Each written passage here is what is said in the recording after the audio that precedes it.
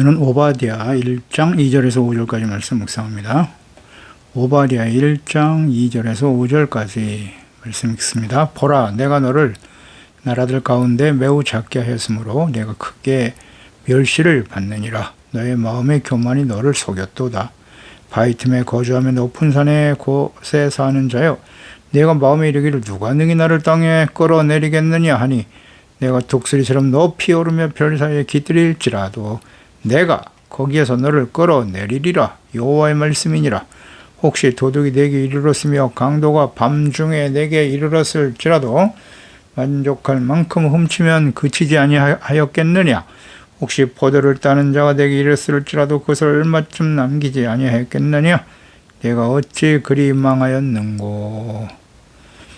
교만에 대한 하나님의 심판. 에돔 족속은 에서의 후손이죠. 이삭의 쌍둥이 아들 야곱과 형제지간이지만 또 이들은 하나님의 언약에 함께할 수 있는 자격과 기회가 얼마든지 있었어요. 하지만 스스로 하나님을 경외하고 섬기는 길을 버리죠. 하나님과 형제 이스라엘을 시기 질투하며 대적하는 교만과 죄악의 길을 선택하여 걸어갔습니다. 하나님의 심판은 공의로우시며 매우 엄하십니다. 따라서 이들은 이제 하나님의 심판을 피할 수 없게 되었습니다. 하나님께서는 여러 선지자들을 통해서 이스라엘의 범죄와 완악함으로 심판을 경고하시면서 주변 나라들 이스라엘의 멸망을 기뻐하며 대적했던 자들에 대해서 함께 심판하실 것을 말씀하십니다. 아모스 선지자에게도 이스라엘의 형제국인 에돔에 대해서 심판을 경고하셨고요. 에돔의 심판, 또 형제를 사랑하지 못하는 자들에 대한 심판에 대해서 특히 오바댜 선지자를 통해서 에돔만을 집중적으로 이 말씀을 경고하며 듣게 하셨습니다. 그래서 이 에돔의 멸망, 이것을 우리가 묵상하면서 오늘날 우리에게 주는 하나님의 교훈은 형제죠. 형제 간에 서로 사랑하는 것, 형제 우애, 형제 사랑을 잘 실천하는 것이 얼마나 중요한가 하는 걸 다시 한번 깨닫게 되네요. 예수님께서 율법의 십계명의 모든 말씀을 한 문장으로 요약하셨죠. 내가 너희를 사랑한 것 같이 너희가 서로 사랑하라. 너희가 누굽니까? 예수 그리스도 안에서 구원받은 하나님의 자녀들, 형제들 간에, 그리스도인들 간에 서로 사랑하라고 하신 말씀이에요. 그래서 이것은 율법의 완성이라고 하셨어요. 또 이것을 순종하고 잘 따르는 것이 진정한 하나님의 자녀들인데, 근데 서로 사랑하라고 하는, 형제를 사랑하라는 이 말씀, 불순종하고 형제들을 미워하고 대적하는 자, 그 결말이 에돔 족속의 결말과 같이 될 것이다. 이것이 우리에게 주는 교훈입니다. 형제에 대해서 우리는 어떤 생각을 가지고 어떤 태도를 가지고 있느냐, 아주 중요합니다. 요한일서 3장 10절에 이러므로 너의 자녀들과 마귀의 자녀들이 드러난다. 무릇 의를 행하지 아니하는 자 또는 그 형제를 사랑하지 아니하는 자는 하나님께 속하지 않았다라고 아주 분명히 말씀하고 있죠. 하나님의 자녀와 마귀의 자녀를 어떻게 구분할 수 있느냐? 의를 행하지 아니하는 자 또는 형제를 사랑하지 않는 자. 형제를 사랑하지 않는 것이 악이다. 불의를 행하는 자고, 그런 사람은 하나님께 속하지 않았다고 말씀하고 있죠. 요한일서 3장 14절에도 우리는 형제를 사랑함으로 사망에서 옮겨 생명으로 들어간 줄을 알거니와 사랑하지 아니하는 자는 사망에 머물러 있다. 우리는 형제를 사랑함으로, 이게 전제 조건이에요. 사망에서 옮겨 생명으로 들어갔다고. 형제들 간에, 가족뿐만 아니라 예수 그리스도 안에서 구원받은 하나님의 자녀들 간에 진실한 사랑을 실천할 때, 이것이 진정 사망에서 생명으로 옮겨 구원받은 하나님의 자녀들의 모습이라는 거죠. 요한일서 4장 20절이죠. 누구든지 하나님을 사랑하노라 하고 그 형제를 미워하면 이는 거짓말하는 것이다. 보는 바 그 형제를 사랑하지 아니하는 자는 보지 못하는 바 하나님을 사랑할 수 없느니라. 우리가 이 계명을 주께 받았나니 하나님을 사랑하는 자는 또한 그 형제를 사랑할지니라. 아멘입니다. 형제를 사랑하지 않는 자는 미워하면서 하나님을 사랑한다? 거짓말이다. 형제 사랑이 이렇게 중요해요. 형제 우애 사랑을 더하라. 베드로후서 1장이죠. 천국을 향해 올라가는 8가지 계단. 믿음, 덕, 지식, 절제, 인내, 경건, 형제 우애 사랑을 더하라.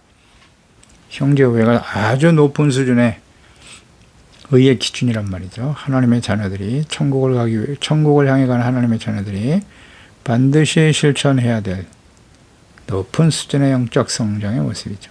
너무나 당연한 일이기도 하고요. 형제들 간에 사랑하는 건 당연한 일 아니겠어요.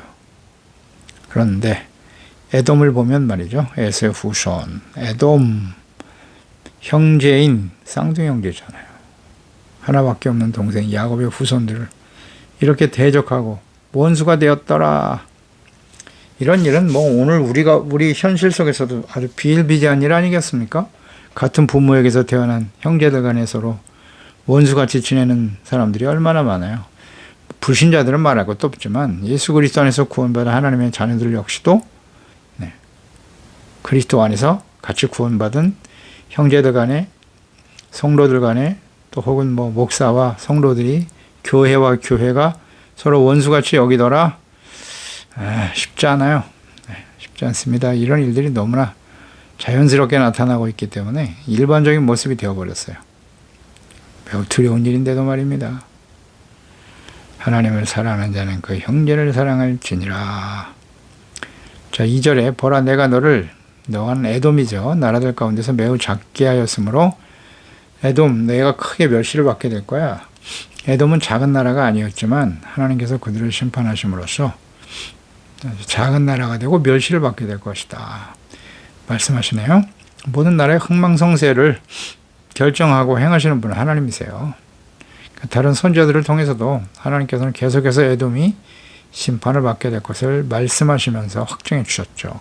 이사야서 34장 5절 이하에 보면 여호와의 칼이 하늘에서 족하게 맞았은즉 보라 이것이 에돔 위에 내리며 진멸하시기로 한 백성 위에 내려 그를 심판할 것이다. 이것은 여호와께서 보복하시는 날이래요. 에돔에 대해서 시온의 송사를 위하여 신론하시는 해라.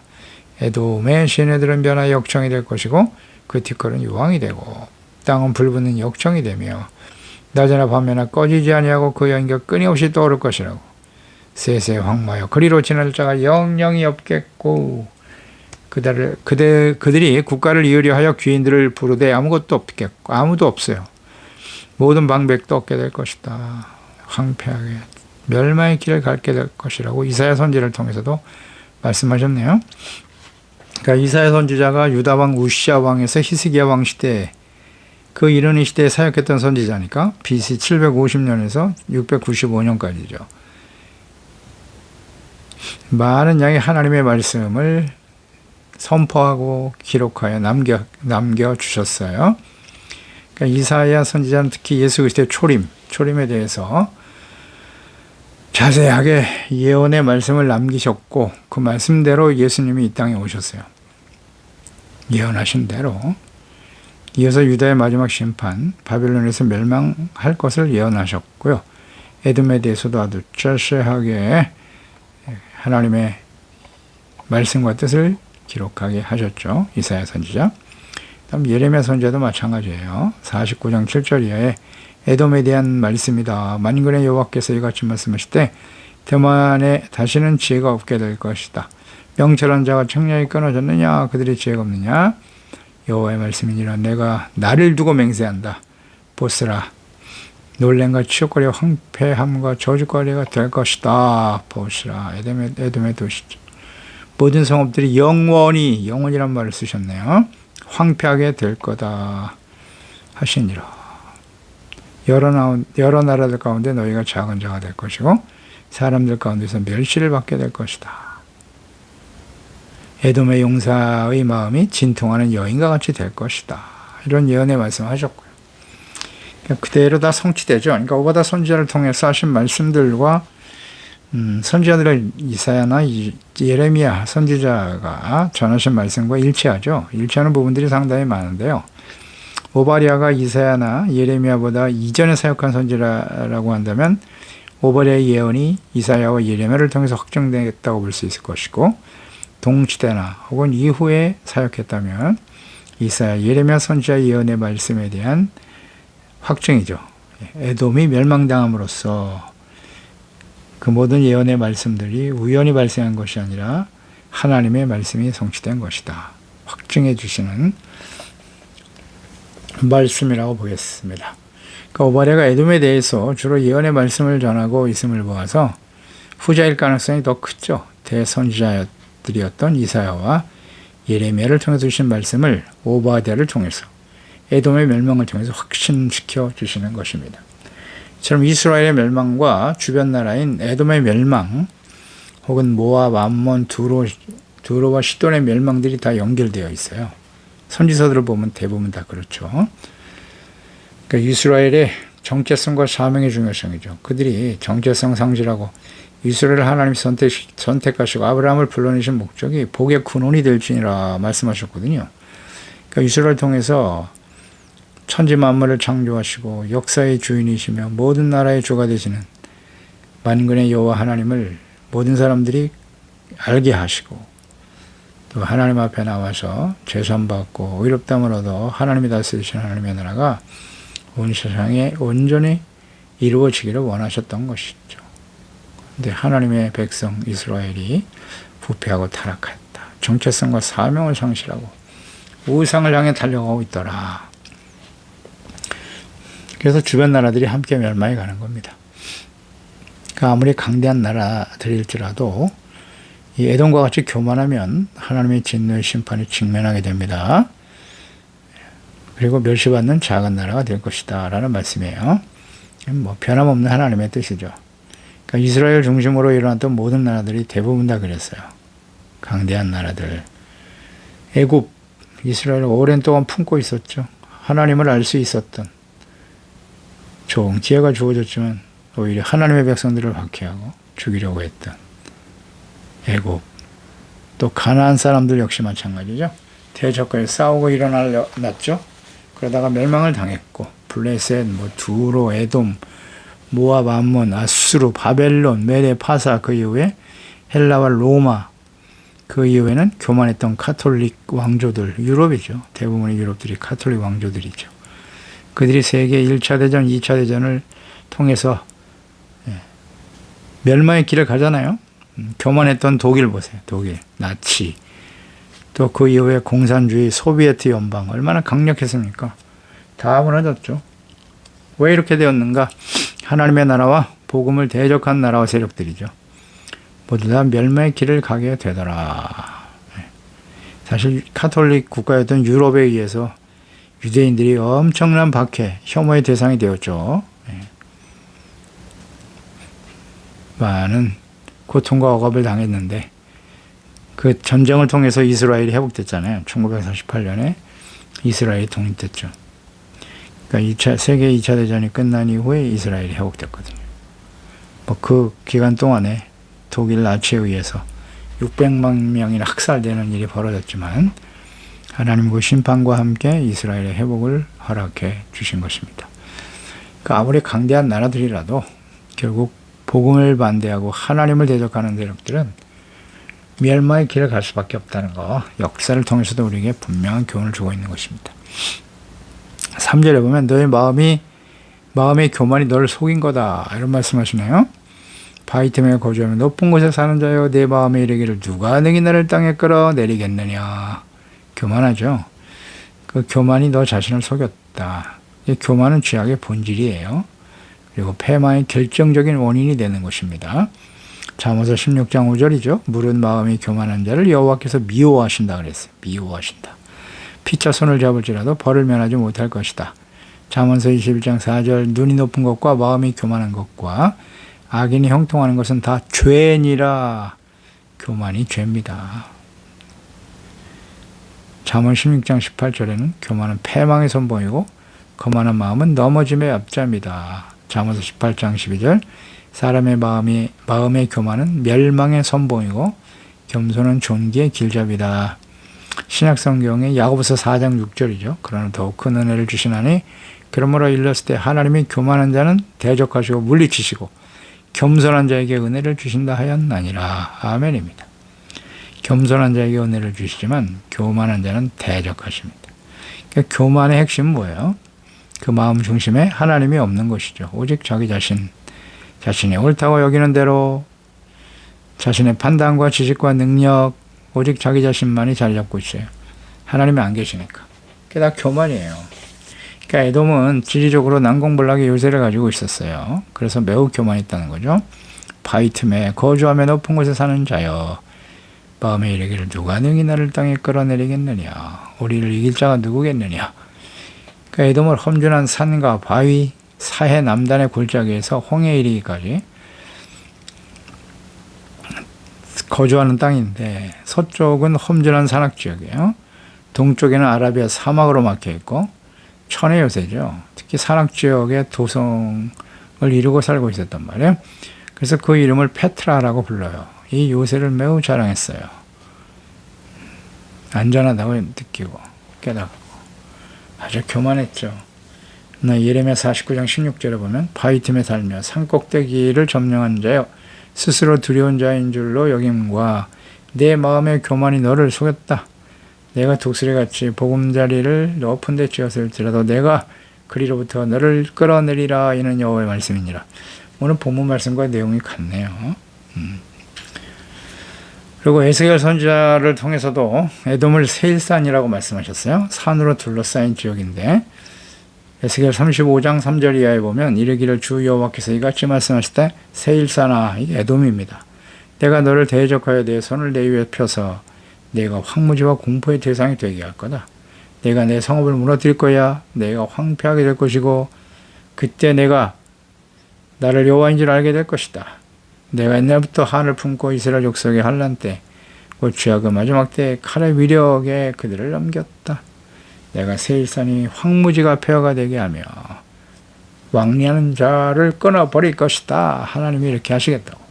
세일산, 세일산이죠. 산에 둘러싸인 천의 요새 속에 살고 있었어요. 높은 곳에서 쉽게 정복이 불가능한 어려운 정복이 사실 어려운 그런 천의 요새를 누리며 살고 있었기 때문에 그들은 교만했어요. 교만했다. 그래서 자기 스스로를 속였다는 거예요. 야곱과 이스라엘을 시기 질투하고 미워하고 대적하는 이삭의 아들이잖아요. 이삭의 쌍둥이 아들 야곱의 형이면서도 원수가 되었다. 이는 그를 축복하신 하나님을 대적하는 일이었죠. 야곱을 축복했다는 것 때문에 야곱도 미워하고 하나님도 싫어하는 거죠. 그래서 그런 하나님 필요 없어. 자신의 생각과 뜻에 맞지 않으면 하나님도 뭐 가차없이 버리죠. 그것이 이삭이 낳은 아들 에서의 성향이었던 거예요. 이 에서의 성향을 가진 사람이 뭐 너무나 많죠. 모든 역사 속에 계속되었고 이스라엘 역시 마찬가지고요. 그 아브라함과 아버지 이삭이 하나님을 거부하는 거잖아요. 대적하고 자신의 지혜와 능력을 의지하며 살아가는 교만한 사람들. 그러니까 하나님께 대해 무지하거나 혹은 하나님을 알 수 있는 기회가 있었지만 자신의 뜻과 다르다는 거죠.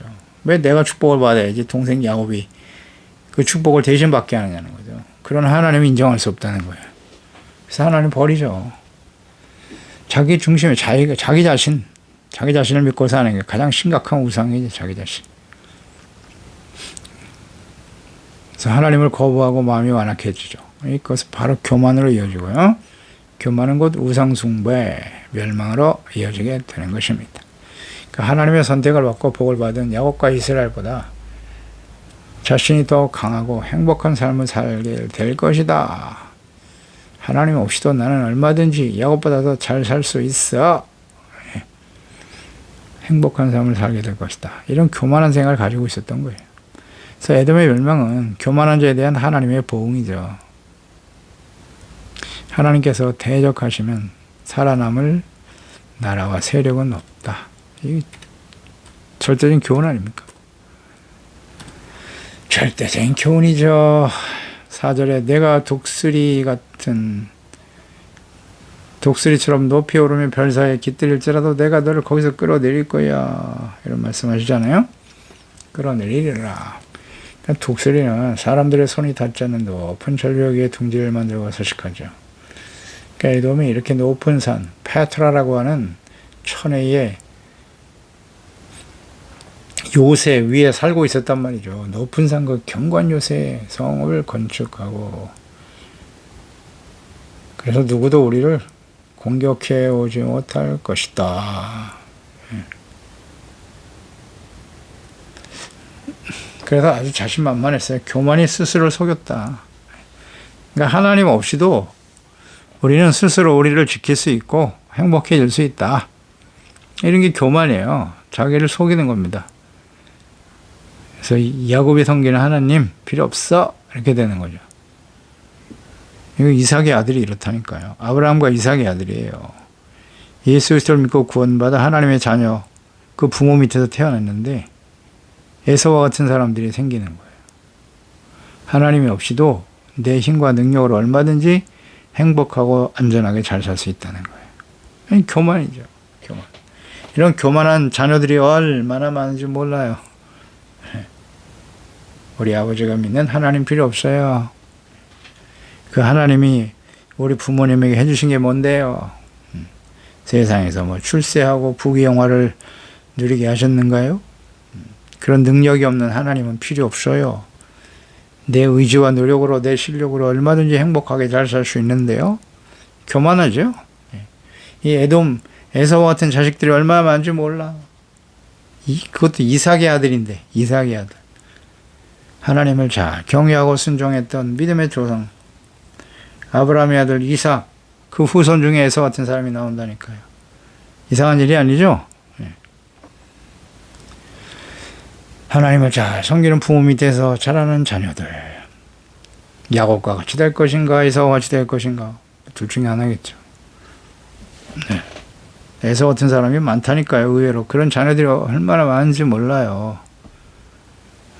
형식적으로는 아마 부모의 뜻을 따라 예배드리고 하나님을 섬기는 모습은 가지고 있을지 모르겠지만 심정적으로는 에서 같은 사람이 많죠. 하나님 필요 없다.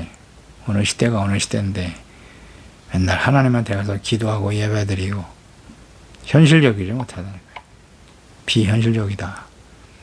오늘 인간의 수고와 노력, 능력으로 얼마든지 세상을 아름답게 할 수 있다라고 하는 그 사탄의 미혹에 빠져서 악한 불의와 타협하며 인간의 지혜와 지식과 능력을 의지하며 살아가는 교만한 하나님의 자녀들이 얼마나 많은고 안타까운 일입니다. 그런데 분명한 것은 하나님께서 반드시 끌어내리실 것이라고 말씀하잖아요. 심판하신다. 그 하나님과 언약의 말씀을 거부하고 대적하고 하나님과 하나님 믿는 자들을 대적해요.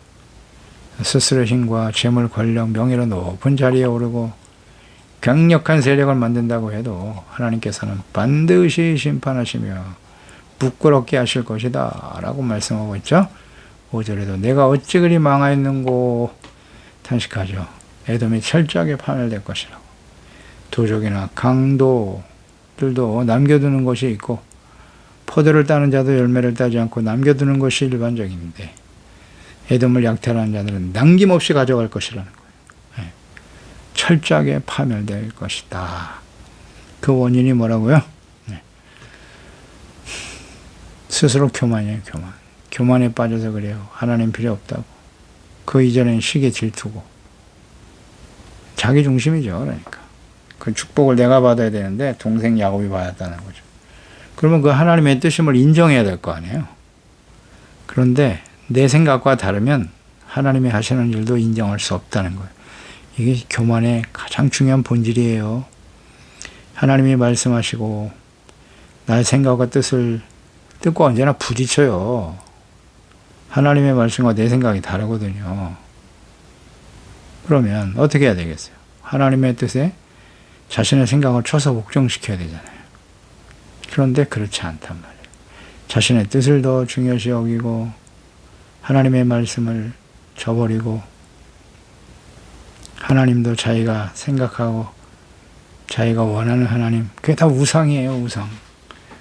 우상을 섬기고 있단 말이에요. 하나님의 이름을 부르면서. 그러니 하나님이 그런 예배와 기도를 받으실 수가 있나. 에돔같이 교만해지면 결국 망하는 거다. 멸망이다. 특히 형제들 간에 다시 한번 말씀을 통해 에돔, 이 오바데를 우리가 묵상하면서 계속 우리가 묵상하게 될 건데 형제 사랑, 이건 뭐 선택의 여지가 없어요. 반드시 해야 할 일이에요. 반드시. 형제 사랑, 형제 오해. 형제를 사랑하지 않는 자는 하나님께 속한 자가 아니다.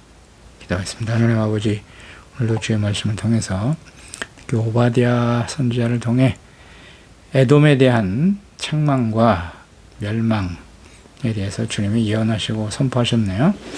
이렇게 하나님이 미리 말씀하시는 것은 에돔에 대한 하나님의 사랑이기도 하죠. 언제나 그 심판의 말씀 속에는 하나님의 사랑이 들어있는 것이죠. 이 말씀을 듣고 지금이라도 듣는 순간 회개하고 돌이켜 이스라엘의 하나님을 겸손히 경외하고 섬기는 자가 되라. 우리가 계속해서 요나를 묵상하게 될 텐데, 니느웨는 그 말씀 한마디, 요나가 전한 말씀 한마디에 그냥 왕으로부터 시작해서 동물까지 전부 금식하며 회개하지 않습니까? 그러니까 하나님이 용서해 주시잖아요. 그래서 이 말씀을 지금 전하여 듣게 하시는 거예요. 에돔. 야가 이삭의 아들이지 않습니까? 장자 에서의 후손인 에돔이 하나님의 축복이 동생 야곱에게 내려갔다고 시기 질투하고 그 하나님을 미워하고 그를 섬기는 하나님의 야곱의 후손들과 원수가 되어 살아가더라.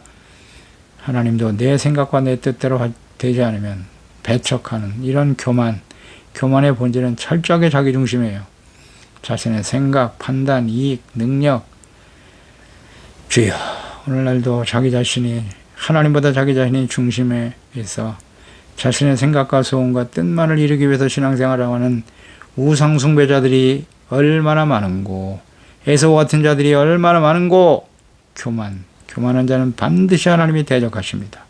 주여, 우리가 마지막 순간까지 말씀과 기도로 깨어있게 하시고 늘 들고 떨리는 마음으로 겸손한 자가 되어 주의 말씀 앞에서 주님의 자기 자신을 깨닫고 버리고 겸손히 주님을 따르고 말씀을 따르는 겸손하고 지혜로운 하나님의 자녀들 되게 하여 주시옵소서. 예수님의 이름으로 기도드리옵나이다. 아멘.